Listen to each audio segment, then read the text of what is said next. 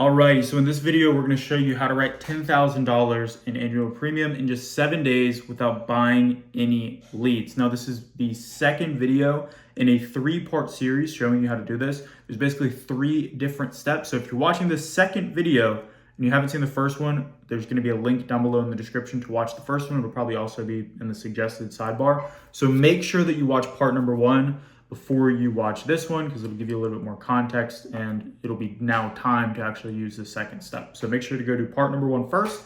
If you've already watched part number 1, enjoy part number 2, and I will see you soon in part number 3 as well. Bye.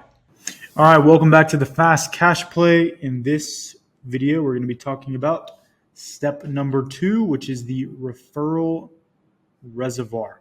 All right, so past clients are your highest intent buyers, right? These are people who have already done business with you, trust you, and are oftentimes willing to do more business with you, right? Whether that's recommending a friend or buying something else from you. So the referral reservoir allows you to tap into the clients who already know, like, and trust you to either get referrals or add coverage on top, right? Now, we don't want to just directly call our clients up and ask for referrals, since this can oftentimes feel a little bit transactional and a little bit awkward as well.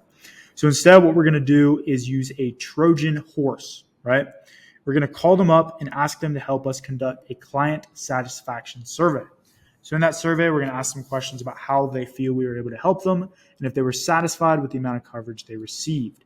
This survey allows us a seamless transition into asking for referrals and also helps us find opportunities to add on additional coverage.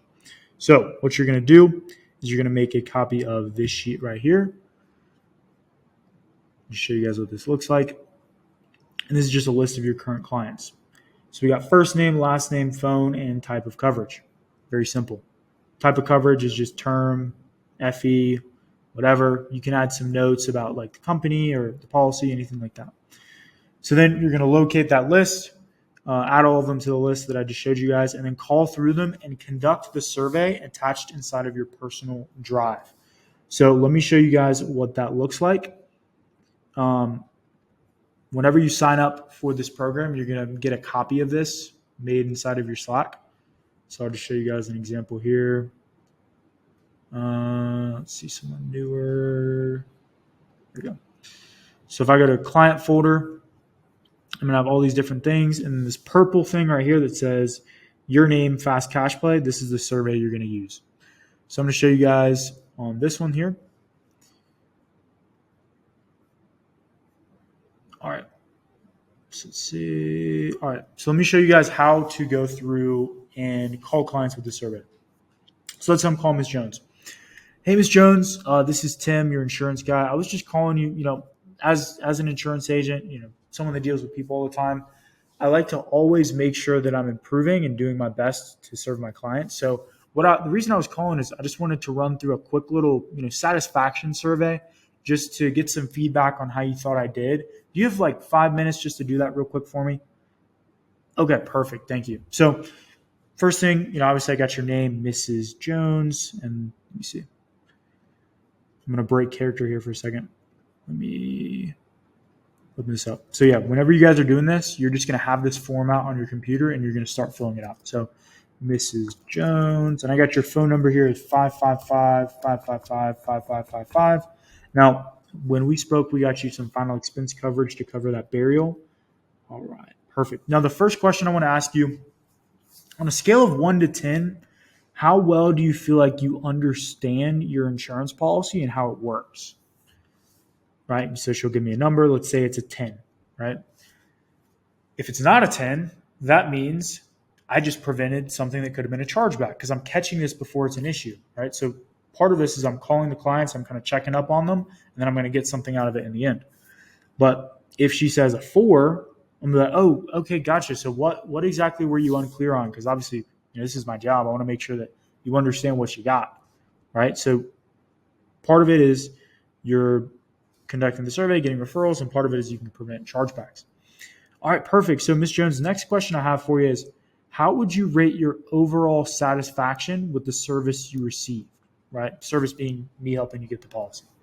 Oh, you were great. You were a 10. Great. Thank you. I really appreciate it. Now, the next question I have for you is on a scale of 1 to 10, how satisfied are you with the amount of coverage that you currently have? Now, pause real quick. What this does is it uncovers opportunities to write more insurance. So let's say I got her 7,500 because that's all she could afford at the time. She's like, well, I'd say like a 6 because I'm glad that I have something, but I really want to have 15,000 so I can have enough for a burial and leave a little extra behind. Boom, you just uncovered an opportunity to write more insurance. But let's just say she says a 10. I'm super happy with it. Okay, perfect. And the last question I got for you here is, or second to last question, on a scale of 1 to 10, how likely would you be to recommend me to a friend or family member? Now, this is a hard question to answer anything less than a 10 to. And if they answer less than a 10, do some self-reflection and figure out what you did wrong. Most of the time, they're going to answer a 10 here. And then I'm going to ask her a follow-up question, right? And then I'm going to ask her a question that would be consistent with this one. You'll understand what I mean. So next question I'll ask is, okay, awesome. And, how do you feel like I was able to help you the most when we spoke? Oh, well, I was really confused about this, and that, and you helped kind of clear everything up. And now I finally have insurance.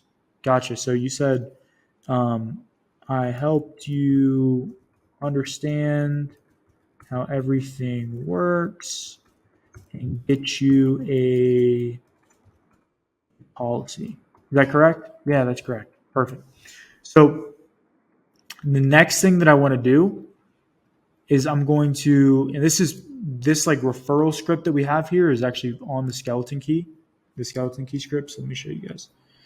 This is basically where I'm going to go through, right? So where I'm at on the script is I'm figuring out how I was able to help her most. So next thing I'm going to do is I'm actually going to jump into this part, right? And this is step number 9, referral script on the skeleton key. I'm using this in the fast cash play. So I'm basically going to go with, okay, awesome. And, Ms. Jones, with that in mind, who do you know that's struggling with that same problem? And in her case, that problem was, here we go. Who do you know that's, also struggling with kind of being confused with everything about insurance and just wants to kind of cut through all the fog and get something figured out? Who else do you know that's struggling with that same problem? And then oftentimes she'll recommend somebody, right? She'll mention someone. Oh, I know my sister and I have been talking about this and she's struggling with the same thing. Got it. Okay. And let's see. Here we go. If yes. Okay, here we go.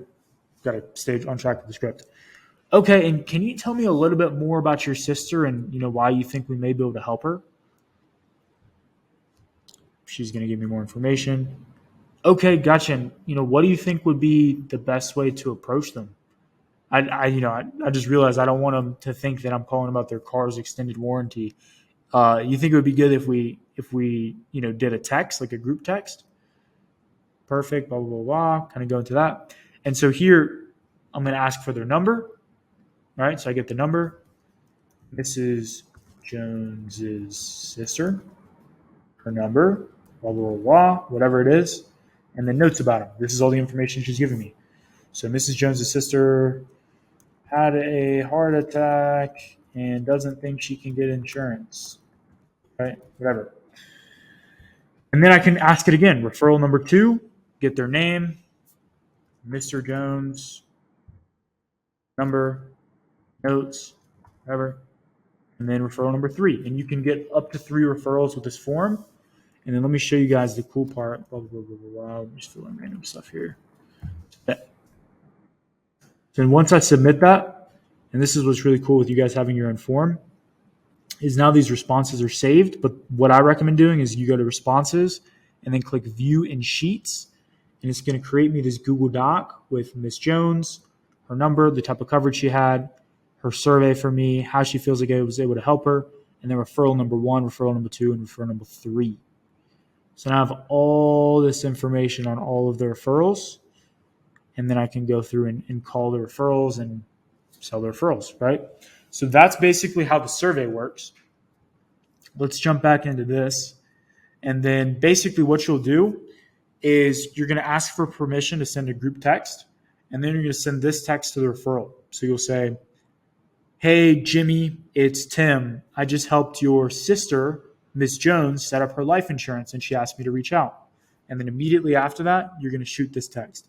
"Here's my contact info below. I'm about to give you a ring now," right? And then you have your name and your number so that they know what number you're going to be calling from.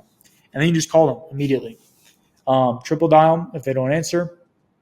And then once you get them on the phone, you're basically just going to go into like, "Hey," because the difference with referrals is a lot of times they aren't already looking for insurance. Sometimes they are, but a lot of times it's like, "Oh, my sister wanted me to talk to you," whatever. So you want to approach it a little bit different. What you'll do, basically, you're just going to kind of offer them a free review, just kind of do like a needs analysis and see what they need. And I found that that's the best way to actually get that person to agree to an appointment. Usually with a referral, unless they're already looking for coverage, you're not going to do a one-call close with a referral. Usually you'll call them and then set an appointment. They're less likely to no-show the appointment because their sister recommended them or whoever the person is. So you're a lot safer to set appointments with referrals. But usually if you go straight for a one-call close, unless they're already looking for insurance, it can come off as a little bit pushy, which you don't want to do. So if they're not ready to take it right there, if they're not ready to make that split-second decision, set the appointment, come prepared with some information, and do like a full-on needs analysis with the client.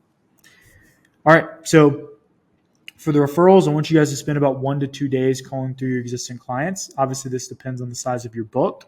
And then 1 to 2 days calling through the referrals. So you don't have to delay doing the rest of the things in the program. You don't have to delay working the insurance leads. You don't have to delay working any age leads. But you should, in total, this step 2 should take you about 2 to 4 days of calling through your existing clients and then calling through those referrals. And you guys can use this survey for any of the clients that you sell. This is a great way to get referrals and everything like that.